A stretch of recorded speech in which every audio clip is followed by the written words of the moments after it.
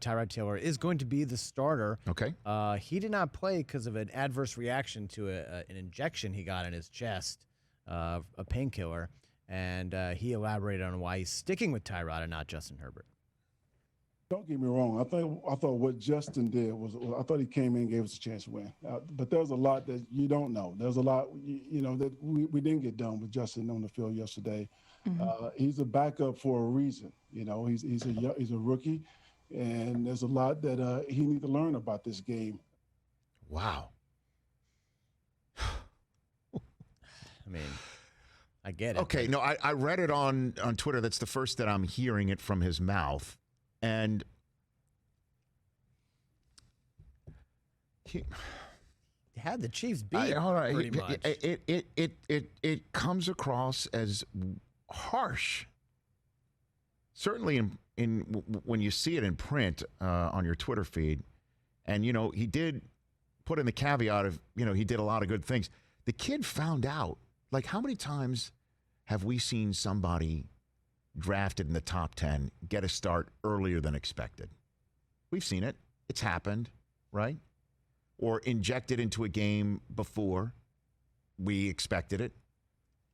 Deshaun Watson not drafted top 10, but remember, he didn't get any snaps in the preseason. It's Tom Savage's job. And then halftime, first game, off you go. Your first start is now going to be in 3 days on the road on Thursday Night Football in a short week when all of your tight ends are out due to concussion protocol, and your crazy offensive lineman is going to be less than because they're your tight ends. I mean, just a couple of examples just off the top of my head.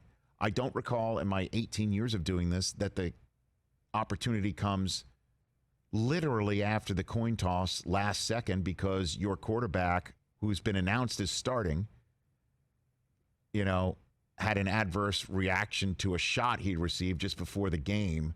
And suddenly you're telling your 6th overall drafted quarterback, week 2, guess what? You're starting, and you're starting against the defending Super Bowl champs, and you're going to probably have to go point for point against Patrick Mahomes. And the kid almost pulls it off. And part of the reason why he doesn't pull it off, yes, he throws an interception on the plus side of the field in the third quarter that the defending Super Bowl MVP turns into 6 points because he uncorks a 55-yarder on the run to Tyreek Hill and then converts the 2-point conversion with some peripheral vision that I didn't know really existed in the human body. Yeah. And he, on his first drive way before that, leads, let me get this right, an 8-play, 79-yard touchdown drive that he caps off with a run. 311 yards and a touchdown pass also. And you say there's a lot you don't know. I know that he loves Tyrod Taylor. He was around him in Buffalo. Tyrod took the Bills to the playoffs the year that Lynn left to be the Chargers head coach, and he loves him so much. I'll just give my 2 unsolicited cents here. And that Tyrod Taylor his belief in Tyrod Taylor may eventually win the day for him. Okay? May eventually win the day for him. And his belief in him, I hope for Anthony Lynn's sake, will pay off for Anthony Lynn. But the writing's on the wall. When you draft somebody 6th overall, or your general manager drafts somebody 6th overall, writing's on the wall for Tyrod Taylor and for whoever believes in him so much that you're going to say about this kid after that performance, he's a backup for a reason. Which, by the way, was a phrase that you heard a lot about Tyrod Taylor in Buffalo and Cleveland and a lot of other stops. But we've seen guys get a shot later in your career, and it works out, and it's great. And I hope that happens for Taylor, who's going back in for the Chargers. But this is an organization that could have had Cam. Could you imagine if Cam's in that stadium and the 2015 Cam that's shown up in New England shows up here in Los Angeles in that stadium? And suddenly, if there were fans, people would want to come and see that team or talk about them in this town. And Justin Herbert's performance was a ratings hit in Los Angeles, which I don't think I've ever said about the Chargers. No, definitely not. The kid can play. So, I know he really wants to defend Tyrod Taylor, and I'm sure he saw things on film that we're not talking about. And I know he wants to shut down talk in the media about this kid Herbert because he wants Taylor to be his guy. Tyrod Taylor better win like the next 5 out of 6 games. Because if he doesn't, and you're not like, say, 5-1, 6-1, or 7-2, with the Chiefs doing what they're doing, and the Raiders looking like what they looked like. By the way, I'm seeding the ground for an AFC West higher register on Friday. Oh. At Tampa, at New Orleans, home for the Jets. Okay.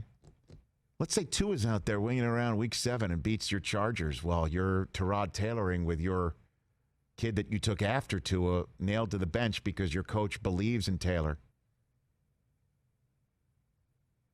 I'd be if I was Anthony Lynn, you can still have belief in Tyrod Taylor and continue to start him without sounding so damn angry or making, rightfully, I think, people in the media think, did you not want this kid?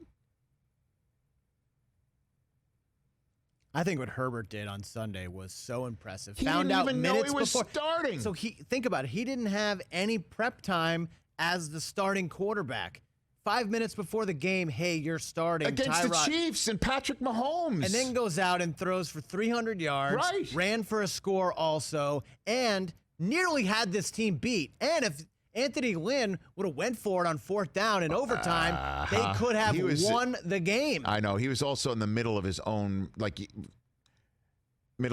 territory when he didn't go for it on 4th and 1. It wasn't like he was in no man's land on the plus side of the field, and he knew, clearly but in that Harrison situation, Butker had 3 consecutive 50 yards in his leg, to win. I'm like, but do you want to take control of the game or let the MVP of the Super Bowl win it? I know that's a 20/20 hindsight, I think. For sure, but the issue I had was the play calling when you're inside the 5-yard line, hand it to Kelly, and then put it in the hands of your rookie quarterback on 3rd and goal from the 4. Right. And not putting him in that play calling was a little bit odd. And at least your quarterback, who's playing in his first game, took the sack. He didn't throw a pick and do something stupid. So you could kick the field goal to go up. To basically say he's a backup for a reason.